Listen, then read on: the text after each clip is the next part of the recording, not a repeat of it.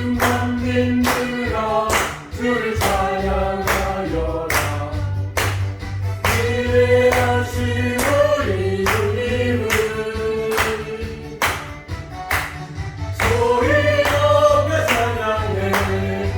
우리 주 예수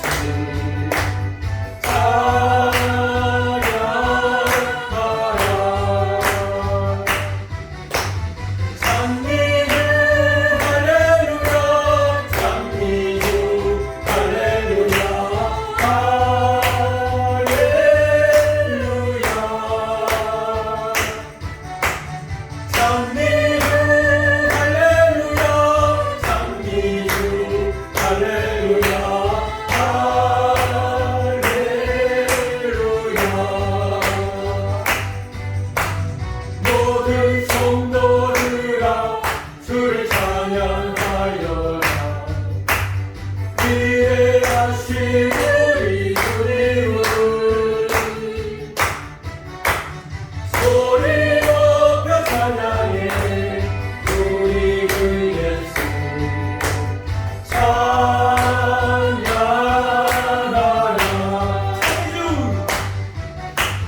장미주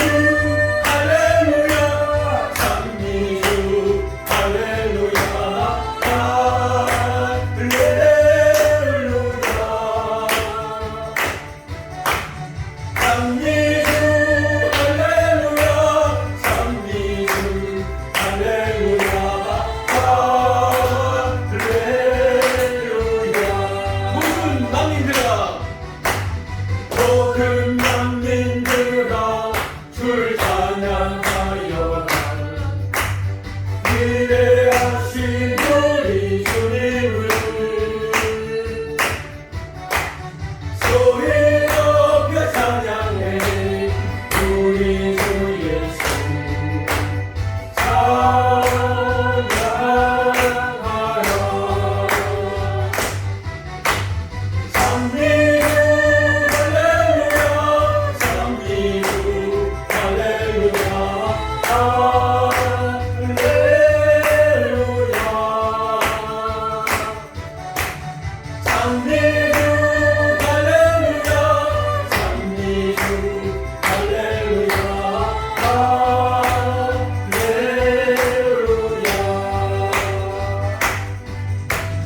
모든 성도들아 주를 찬양하여라. 위대하신 우리 주님을 소리 높여 찬양해. 우리 주 예수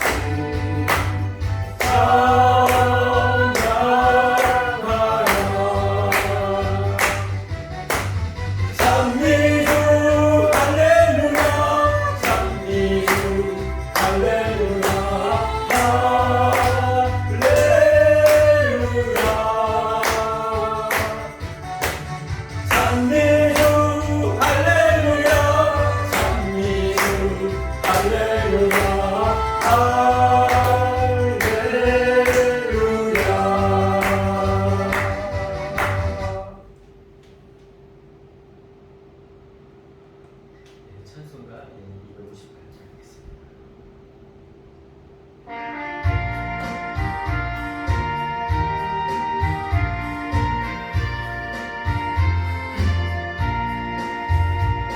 샘물과 같은 보혈 주님의 피로다. 보혈의 죄를 씻으면 정하게 되겠네. 정하게 되겠네. 정하게 되겠네. 보혈의 죄를 씻으면 정하게 되겠네. 저도 좀 회개하고서 보혈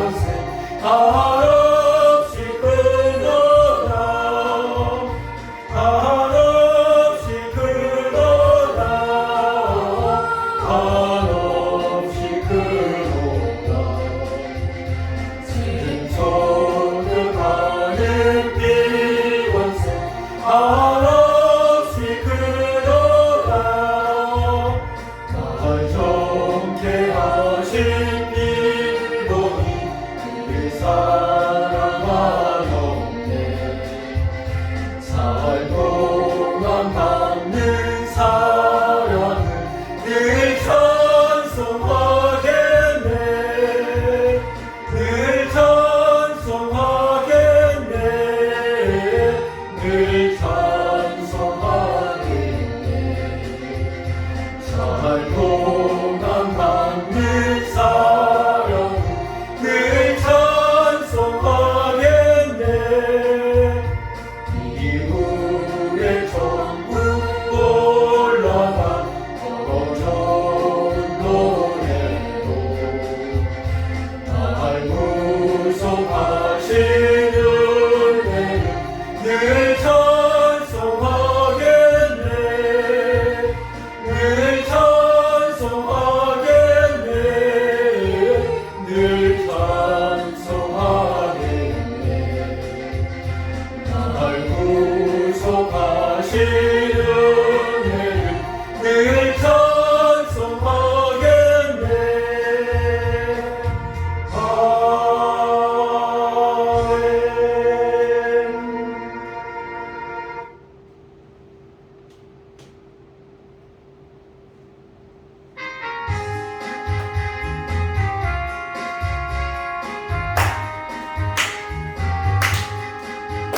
예수 십자가의 은혜로 그대를 지키어 있는가 더러운 죄 이해하는 능력을 그대를 참으게 하는가 예수의 보혈로 그대를 지키어 있는가 마음속에 여러 가지 죄악이 깨끗이 씻기어 있는가 주 예수와 만났은 너를 함께 그대를 행동을 파는가 아무 때나 어디서나 그대 십자가 붙들고 있는가 예수의 보혈로 그대는 씻기어 있는가 마음속에 여러 가지 죄악 깨끗이 씻기어 있는가 주님 예수 다시 그대를 영광할 예복이 있는가 그대 몸은 거룩한 곳 천국에 들어갈 준비가 됐는가 예수의 보혈로 그대는 씻기어 있는가 마음속에 여러 가지 죄악이 깨끗이 씻기어 있는가 모든 죄에 더러워진 예복을 주 앞에 지은다보소서 샘물같이 솟아나는 보혈로 눈보라 너희의 씻으라 예수의 보혈로 그대는 씻기어 있는가 마음속에 여러 가지 죄악이 깨끗이 씻기어 있는가 서두신 거 하겠습니다.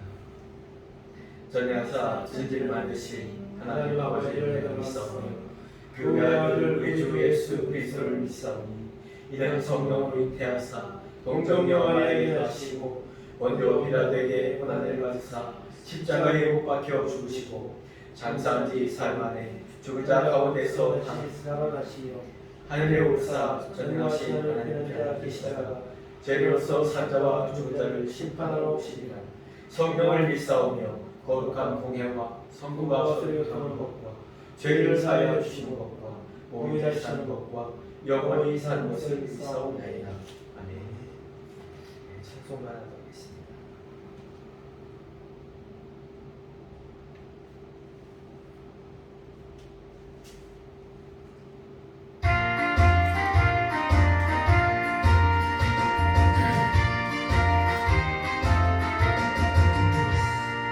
주님 약속하신 말씀 위에서 영원토록 주를 찬송하리라.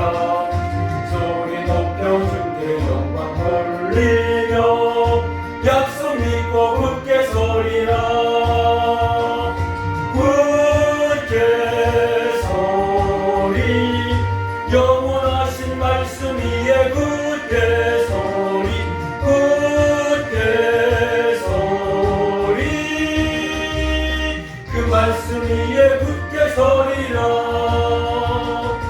주님 약속하신 말씀 위에서 세상 염려 내게 엄습할 때에 용감하게 힘써 싸워 이기며 약속 믿고 굳게 서리라. 굳게 서리 영원하신 말씀 위에 굳게 서리 굳게 서리 그 말씀 위에 굳게 서리라. 주님 약속하신 말씀 위에서 영원하신 주의 사랑 힘입고 성령으로 힘써 싸워 이기며 약속 믿고 굳게 서리라. 굳게 서리 영원하신 말씀 위에 굳게 서리 굳게 서리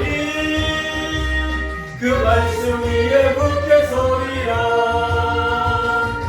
주님 약속하신 말씀 위에서 성령 인도하는 대로 행하며 주님 은혜 항상 안식 얻으며 약속 믿고 굳게 서리라. 굳게 서리 영원하신 말씀 위에 굳게 서리 굳게 서리 그 말씀 위에 굳게 서리라.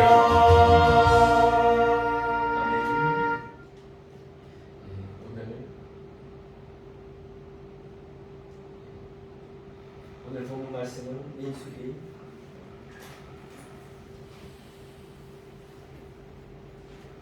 7장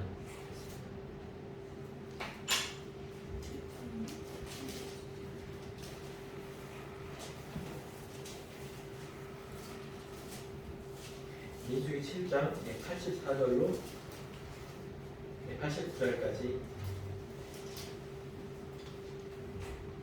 교독하겠습니다. 제가 먼저 84절 읽어드리겠습니다. 이는 곧 제단에 기름 바르던 날에 이스라엘 지휘관들이 드린 제단의 공헌물이라. 은쟁반이 12이요 은바리가 12이요 금 그릇이 12이니 은쟁반은 각각 130세겔 무게요 은바리는 각각 70세겔 무게라. 성소의 세겔로 모든 기구의 은이 모두 2400세겔이요 또 향을 채운 금 그릇이 12이니 성수의 세겔로 각각 10세겔 무게라. 그 그릇의 금이 모두 120세겔이요 또 번제물로 수송아지가 12마리요 순양이 12마리요 1년된 어린 순양이 12마리요 그 속제물이며 속죄제물로 순염소가 12마리이며 화목 제물로 수소가 24마리요 순양이 60마리요 염소가 60마리요 1년된 어린 순양이 60마리라. 이는 제단에 기름 바른 후에 드린 제단의 공헌물이었더라. 모세가 회막에 들어가서 여호와께 말하려 때에 진벅의 위 속죄소 위에 두 그룹 사이에서 자기에게 말씀하시는 목소리를 들었으니 여호와께서 그에게 말씀하심이었더라. 아멘. 기도하자 하겠습니다. 하나님 사랑과 은혜와 인도하심으로 이 거룩한 예배로 불러주시니 감사드립니다. 이 예배를 통하여서 우리의 마음에 위로를 주시고 새 힘을 주시옵소서. 그리하여 세상에 나가 하나님의 자녀로서의 삶을 잘 감당할 수 있도록 인도하여 주시옵소서. 우리의 삶은 여전히 부족합니다. 우리의 삶은 하나님의 보시기에 아름답지 못한 것이 많이 있습니다.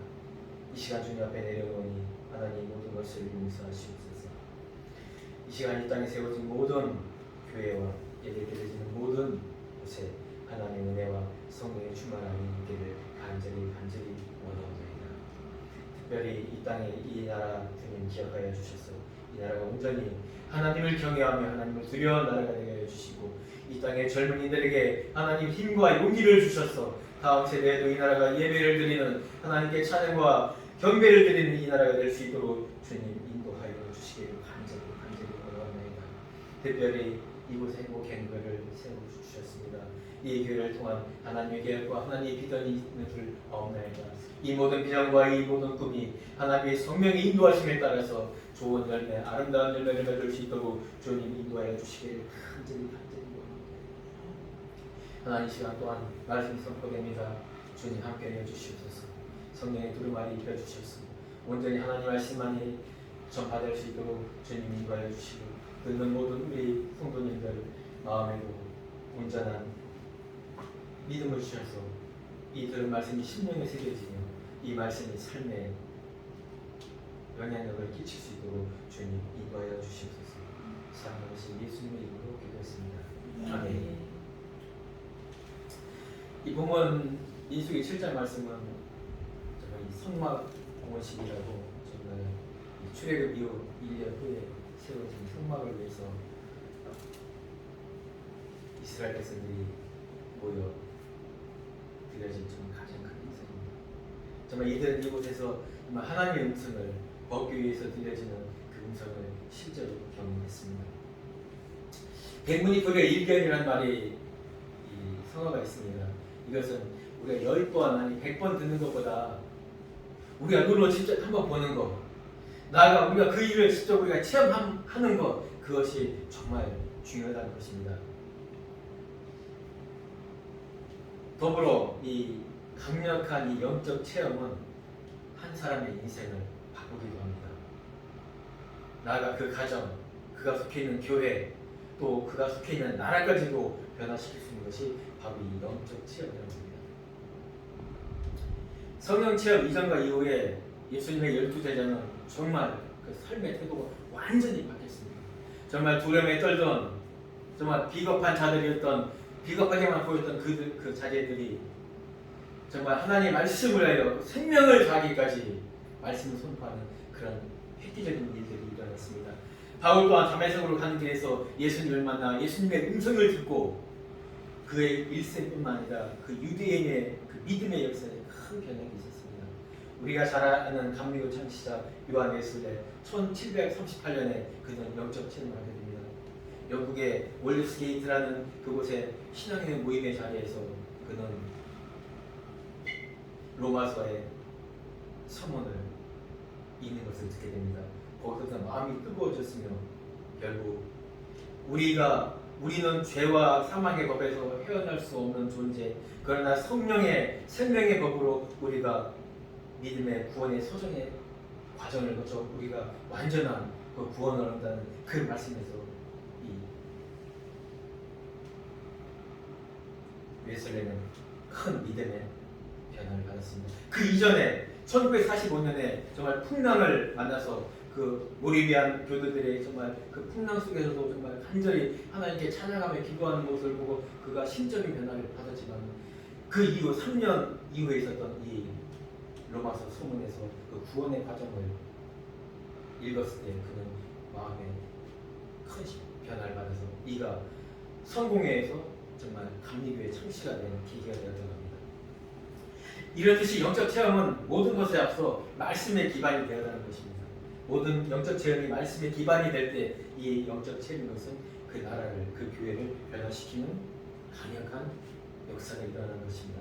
본문에서도 이스라엘 백성들이 성막 건축을 완성하고 봉헌 예물을 드리고 나서 지성소, 정말 이 모세가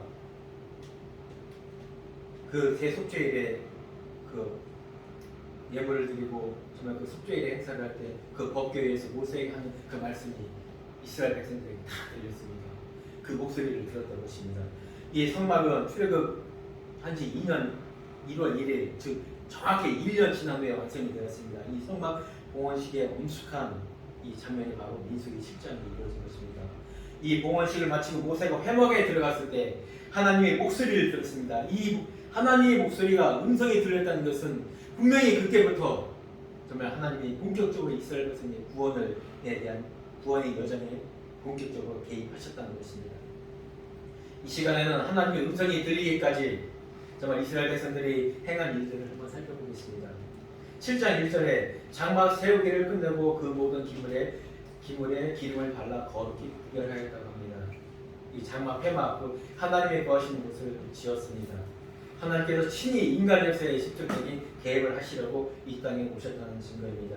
여러분, 우리가 지금 어떠한 옷차림, 어떠한 마음가짐으로 이 자리에 있습니까? 정말 장막을 세우고 하나님의 음성이 들렸다고 했습니다. 정말 하나님이 우리에게 세우신 참 성전, 우리의 마음은 정말 이 시간 하나님을 향하고 있습니까? 이 시간 우리의 마음을 정말 하나님에게로 정말 집중하는 시간이 되었으면 좋겠습니다. 하나님의 음성은 한창이 아니었습니다. 이스라엘 백성에게 들렸던 이 실제적인 음성이었으며 이 이후에도 모세에게 여러 번 나타나시고 하나님 직접 말씀하셨습니다. 하나님 음성은 어디에서나 들을 수 있습니다. 그러나 주님의 성전에서 기도하는 예배처에서 특별히 많이 들을 수 있습니다. 내 집은 남이 기도하는 집이라고 하셨듯이 우리가 하나님께 간절히 기도할 때 우리가 하나님을 만나고자 하는 소망으로 간절히 기도할 때 주님은 우리를 친히 만나주시며 우리에게 음성 또한 들려주실 것입니다. 봉헌식을 하기 전 모든 기물에 또한 기름을 발랐습니다. 기름을 발랐다는 것은 거룩한 것을 구별했다는 것입니다. 구약시대 때는 왕이나 선지자나 또한 제사장을 세울 때 기름을 부었다고 했습니다. 신약시대 성경에서는 기름은 성령을 의미한다고 기록을 많이 하고 있습니다. 누가복음 4장에서는 주의 성령이 내게 임하였으니 이는 가난한 자에게 복음을 전하게 하시려고 내게 기름을 부으시고, 또한 사도행전 10장에서는 하나님이 나사렛 예수에게 성령과 능력을 기름 붓듯 하셨음에, 또한 고린도후서 1장에서는 우리를 그리스도 안에서 경고케 하시고 우리에게 기름을 부으시는 하나님이시니, 이처럼 성령은 기름에 많이 비유를 하고 있습니다. 성령의 모든 기구에 기름을 발랐습니다. 이것은 성령의 역사가 일어나기를 간구하는 그런 그들의 마음의 표시였을 것입니다. 또한 이 기름을 바르라고 하는 것은 하나님의 명령의 뜻이 우리가 성령으로 세상에서 구별되어야 되고 성령의 충만함으로 살아가야 된다는 하나님의 명령인 것입니다. 성전된 우리 한 사람 한 사람은 분명 성령의 역사가 우리의 삶에서 일어날 것입니다. 성령은 우리를 하나 되게 해주시며, 성령은 우리 교회가 모이기에 힘쓰게 하시며, 성령은 우리가 하나님의 말씀에 순종할 수 있게 힘을 주십니다. 또한 7장 2절과 11절에 보면 헌물을 드리고 또한 제단에 봉헌물을 들지라고 했습니다. 성막 봉헌식은 12일 동안 계속되었습니다. 첫날에는 유다 지파, 둘째 날에는 이사가 지파, 셋째 날에는 스불론 지파가 이처럼 계속해서 성막의 진행 방향에 따라서 시계 방향으로 이루어졌습니다. 넷째 날에는 루벤, 시몬, 갓 지파가 넷째 날, 다섯째 날, 여섯째 날, 그리고 서쪽에 행렬했던 에브라임, 므낫세, 베냐민 지파가 또 그 이후에 단, 아셀, 납달리 지파가 총 12일에 걸쳐 이 봉헌 예물을 드렸습니다. 약 400평이 좀 되지 않는 한 370평 정도 되는 이 성막에 모든 지파가 한꺼번에 예배를 드릴 수 없었습니다. 그리고 12아들의 순서와 또 12지파의 봉헌 드린 그 순서는 틀립니다. 즉 하나님의 일은 하나님의 정하신 순서입니다. 육신의 것으로가 아니라 하나님의 섭리에 따르는 것입니다. 이 예물 드린 순서는 대제사장 흉패의 순서이며 성막이 진행할 때 그 진행 순서였습니다. 이들이 바친 예물은 은쟁반 12개로 진설병 떡을 담는 그릇이었습니다. 은발 12개, 이 큰 대야는 이 소재물을 떡반죽을 반죽하는 그 그릇으로 사용됐습니다. 또한 이들이 또한 예물을 드릴 때 숫송아지, 수양, 어린 수양, 수염소를 지파마다 한 마리씩 12마리 드렸으며 따로 화목제물로 숫소 24마리, 수양 60마리, 수염소 60마리, 어린 수양 60마리, 이것이 이스라엘 백성이 드린 총 예물이었습니다. 그렇습니다. 이들은 그들의 마음과 그들의 감사함을 그대로 하나님께 예물을 표현했습니다. 그런데 이 본문은 이 예물 드린 것에서 끝나지 않고 바로 이 하나님께 모세가 회막으로 들어가는 것으로 바로 이어지고 있습니다. 그렇습니다. 우리는 드리는 예물보다 더 중요한 것은 우리는 이 예배가 하나님과 나와의 만남을 위한 것이라는 것을 더 중요하게 여겨야 되는 것입니다. 만남을 위하여 우리가 예물을 준비하는 것이고 이 예물은 우리의 생명을 다해 살아간 우리의 삶의 결정체입니다. 우리의 삶을 드리는 것입니다. 이 예배는 하나님과 나 사이의 영원한 생명에 관한 만남인 것입니다. 89절에 모세가 하나님을 뵈러 회막에 들어갑니다. 모세가 회막에 들어가서 하나님께 말씀을 할 때 증거계 위, 속죄소 위 두 그릇 사이에서 자기에게 말씀하시는 목소리를 들었으니 곧 여호와께서 그에게 말씀하십니다. 모세가 하나님께 말씀드리러 회막에 들어갔습니다. 그런데 하나님께서 먼저 말씀하셨습니다. 언제나 하나님은 우리에게 먼저 다가오십니다. 에덴에서 죄를 짓고 피해였던 아담과 하와에게 하나님은 먼저 찾아오셨습니다. 우리의 죄의 사하심과 우리의 구원의 계획은 하나님께로부터 먼저 온 것입니다.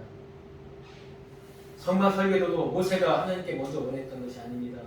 하나님, 우리는 죄인입니다. 우리는 하나님을 만나지 아니하고선 우리는 살 수 없는 존재입니다. 이렇게 기도한 것이 아닙니다.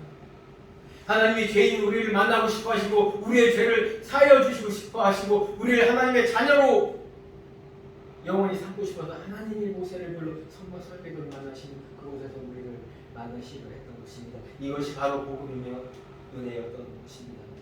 바울이 먼저 하나님께 하나님 저를 이방인의 사도로 저를 세워주십시오 하고 기도하는 것 전혀 아니었습니다. 이는 담의 세계로까지 가서 하나님을 믿는 자녀들을 잡으러 다녔던 그였습니다. 담의 세계로 가는 그 길에서 하나님은 바울을 만났습니다. 바울을 붙들어 사용하셨습니다. 베드로 또한 예수님의 제자되기를 갈망하며 소망한 적이 전혀 없었습니다. 그는 나사렛에 있는 예수가 누구인지도 몰랐습니다. 그는 본인한테 와서 기적을 베푸신 그물을 던지려 한 그 예수님의 기적을 보고 그것은 마음을 열었습니다. 나를 따르라, 사람을 낳는 어부가 되리라. 그 한마디에 베드로는 예수님의 제자가 됩니다. 모세는 또한 어떠했습니까? 모세의 처음 모습은 어떠했습니까? 하나님이 수시로 그를 불렀음에도 그는 4번이나 도망하면서 4번이나 핑계대면서 못하겠다고 했으나 하나님은 그 뜻을 굽히지 아니하시고 모세를 이스라엘의 영적 지도자로 세우십니다. 성경의 인물들 중 하나님 인물은 대부분 하나님의 선택하신 착출병입니다. 자원력은 없었다는 것입니다. 인간 스스로 내가 하나님의 일을 할 수 있는 자격이 갖추어졌다고 할 수 있는 사람은 아무도 없었던 것입니다. 부족하고 연약하고 나약한 그들을 하나님께서는 하나님의 일꾼으로 선택하십니다. 완전하신 그분의 선택은 실수가 없으시며 그분은 또한 실패가 없으십니다. 오늘 우리가 하나님 앞에 순종으로 설 때 하나님은 먼저 말씀하여 주실 것입니다. 우리는 그 말씀을 듣기 위해 기도하며 말씀 안에 순종할 때에 하나님의 역사는 일어날 것입니다. 폭풍이 몰아치기 전, 환란이 있기 전 예수님은 무리를 건너 12 제자를 만나십니다. 오늘 하나님 앞에 순종함으로 나올 때 주님은 우리의 삶에까지 함께 하실 것입니다. 하나님의 음성은 어디서 들려나요? 하나님은 속죄소에서 두 그릇 사이에서 말씀하셨다고 했습니다. 과연 속죄소는 어떤 곳일까요? 지성소에는 법궤가 있습니다. 이 법궤는 말씀이 들어있는 그 궤와 그 궤의 이 속죄소, 이 시운자가 얹어 있습니까? 이 상태를 벗게로 그 속죄소 위에 두 천사가 있습니다. 두 천사가 날개를 펴고 속죄소를 가리우고 서로 얼굴을 대면하여 속죄소를 향하고 있다고 합니다. 두 천사는 모두 정금으로 만들어졌습니다. 이 천사들은 하나님께서 맡기신 이 사명을 결코 그 자리를 떠나지 않고 변하지 않고 그 말씀에 변하지 않는 그 말씀을 언제나 지키고 있다는 것입니다. 속죄소란 카포레트라고 하는데 시온자 또한 은혜의 보좌 자비의 처소라고 불러집니다. 죄로 인해 죽을 수밖에 없는 사람을 하나님이 용서하시고 만나 주시는 자리입니다. 우리는 결코 어느 사람이고 하나님의 말씀, 하나님의 얼굴을 결코 직접적으로 볼 수 있는 사람이 없습니다. 그래서 그 시온자를 두고 말씀을 가려주는 겁니다. 모세가 하나님을 만나고 시내산에 내려올 때 이스라엘 백성들이 그의 얼굴을 빛나는 얼굴을 보고 감당하지 못하였던 것처럼 우리가 하나님의 얼굴을 누가 대면할 수 있겠습니까? 죽을 수밖에 없는 우리를 하나님 그 은혜의 자리, 시온자로 우리를 인도하시고 그곳에서 만나 주시는 것입니다. 이때 대제사장이었던 모세는 해마다 속죄일이면 아세살의 양을 광야로 보내기 전에 제비 뽑아 죽인 그 한 마리 양의 피를 가지고 제단에 뿌리고 번제에다 뿌리고 속죄소에 뿌리고 그리고 하나님을 만납니다. 대제사장이 모세까지도 하나님을 만나러 갈 때 그 속죄 제물을 드리고 갔던 것입니다. 피의 장소에서 하나님은 우리의 죄를 덮어주시고 만나주시는 것입니다. 특별히 1년에 하루 지성소 속죄소에 들어가는 제사장 유대력으로 종교력으로 7월 1일이면 나팔을 부릅니다. 유대인 모든 곳에 백성들이 나의 백성들이여 모이라. 그리고 그 백성들의 죄를 또 모세 자신의 죄를 그리고 들어갈 때 만져진 그 성수의 기물의 모든 것을 깨끗하게 하기 위해서 그 양의 피를 뿌리고 그리고 속죄소로 들어갑니다. 두 마리의 염소를 취해서 제비뽑아 한 마리는 하나님께 속죄 제물로 드리고 다른 한 마리는 아세살 염소로 광야로 보냅니다. 그것을 이스라엘 백성들 봅니다. 아, 죄인 우리가 광야로 쫓겨났구나. 이들은 구약시대 계속 그 제사를 드리면서 그 죄의 짐을 지고 떠나가는 그 아세살 염소를 보고 자신들의 죄를 느꼈을 것입니다. 그러나 예수님이 오셔서 아세살 염소처럼 광야로 쫓겨나 갈보리에서 십자가를 지시고 부활하셨음을 보고 그들에게는 희망과 영적인 소망이 일어났습니다. 아, 우리는 이대로 죄를 짓고 끝나는 것이 아니라 우리 또한 그 부활의 소망, 새 생명을 얻는다는 것을 확신하였을 것입니다. 죄를 가져오는 하나님의 만날 수 없는 존재 바로 우리입니다. 그렇기 때문에 은혜의 보좌 꼭 필요한 것이고 그 예수 그리스도의 피, 속죄의 피는 꼭 필요한 것입니다. 우리가 교회에 나오는 큰 이유는 이 죄사함에 감사해서 하나님께 예배하는 것이며 이 땅에 살면서 수많은 죄의 유혹을 이길 수 있는 힘을 얻는 곳이 바로 교회인 것입니다. 또 두 천사 사이란 어떤 곳입니까? 하나님과 사람을 연결해 주는 것이며 이 법궤의 속죄소 위에는 두 구름이 정금으로 만들어져 있습니다. 법궤와 속죄소가 하나로 연결되어 있다는 것은 죄 용서의 근거가 바로 하나님의 말씀이심을 강조하는 것입니다. 말씀으로 우리를 깨끗하게 하시는 것입니다. 예, 출애굽기 25장에 이렇게 기록되어 있습니다. 정금으로 속죄소를 만들되 금으로 그룹들을 속죄소 뒷끝에 쳐서 만들되 한 그룹은 이 끝에 한 그룹은 저 끝에 속죄소와 한 덩어리가 되어 연하게 할지며 그룹들은 그 날개를 높이 펴서 그 날개로 속죄소를 덮으며 그 얼굴을 서로 대하여 속죄소를 향하게 하고 속죄소를 궤 위에 얹고 내가 내게 줄 그 증거궤를 그 궤 속에 넣으라. 거기서 내가 너와 만나고 속죄소 위, 그 증거궤 위에 있는 그 두 그룹 사이에서 내가 이스라엘 자손을 위하여 명할 모든 일을 내게 이르리라. 시편 기자는 말하고 있습니다. 하나님은 그룹 사이에 좌정하시며 또한 그곳에 계신다고. 이곳이 법궤 사이의 두 그룹 사이, 바로 이 속죄소에서 하나님은 모세를 만나며 이 속죄소에서 하나님 이스라엘 백성들에게 전할 메시지를 전한다고 합니다. 오늘날 우리 교회가 세워진 교회가 이 역할을 감당해야 됩니다. 우리는 이 말씀을 온전히 보존해야 되며 또 우리가 말씀을 들을 수 있는 이 근거가 하나님의 은혜라는 것, 이것은 우리는 결코 잊어서는 안 될 것입니다. 무릎은 지킨다는 뜻을 가지고 있습니다. 아담과 하와가 마귀의 관계로 금하신 선악과를 따먹었을 때 에덴 동산에 있는 생명나무를 그룹들로 지키게 하였습니다. 창세기 3장은 이렇게 기록하고 있습니다. 에덴 동산 동편에 그룹들과 두루두는 화양금을 두어 생명나무의 길을 지키게 하시니라. 하나님과 사람이 만나는 자리에 마귀가 오지 못하도록 지키십니다. 그러나 마귀는 틈을 노립니다. 우는 사자와 같이 두루다니며 삼킬 자를 찾아다닙니다. 우리가 신앙생활을 필연적으로 열심히 해야 되는 이유가 바로 이곳입니다.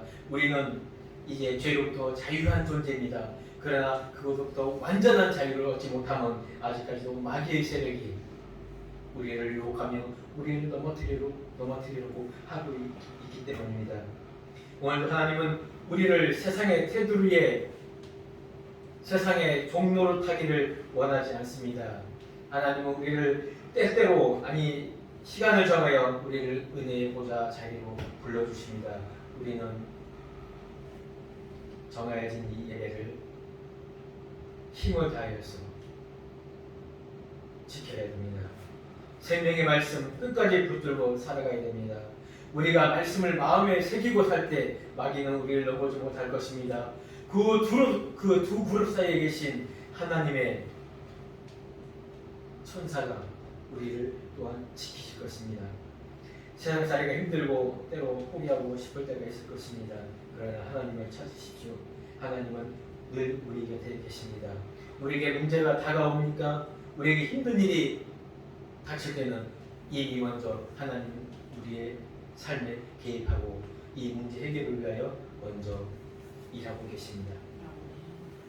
폭풍이 몰아치기 전에 무리를 걸어 제자들 앞에 오신 것처럼 우리 앞에 어떠한 환난이나 어떠한 문제가 있고 또한 하나님을 위한 어떤 계획을 세울 때 하나님은 우리와 함께 먼저 일하고 계십니다. 기도하겠습니다. 하나님 감사합니다. 오늘도 우리를 세상에 있지 않게 하시고 거룩한 하나님의 자리에서 주님의 말씀을 듣게 하셨습니다. 우리에게 주신 이 하나님 말씀을 결코 변하지 않게 잘 간직하게 하여 주시고 우리가 이 말씀을 받고 우리가 구원받은 근거가 하나님의 은혜요 예수님의 십자가임을 우리가 기억하게 해 주시옵소서. 우리가 세상에 살아갈 때 죄의 종로를 타지 아니하고 하나님의 온전한 의의 편기로서의 삶을 잘 감당할 수 있도록 주님이 인도하여 주시고 우리에게 어떤 환난이나 문제가 올 때 하나님께서 우리보다 먼저 계획하시고 이 일을 해결하실 것을 굳게 믿고 주님만 의지하는 삶을 살아갈 수 있도록 주님 인도하여 주시옵소서. 사랑하는 예수님의 이름으로 기도했습니다. 이제는 우리 주 예수 그리스도의 은혜와 하나님의 무한하신 사랑과 성령의 감화 교통 인도하심이 이 자리에 함께 예배하는 모든 성도들 위해 영원까지 함께할지어다. 아멘.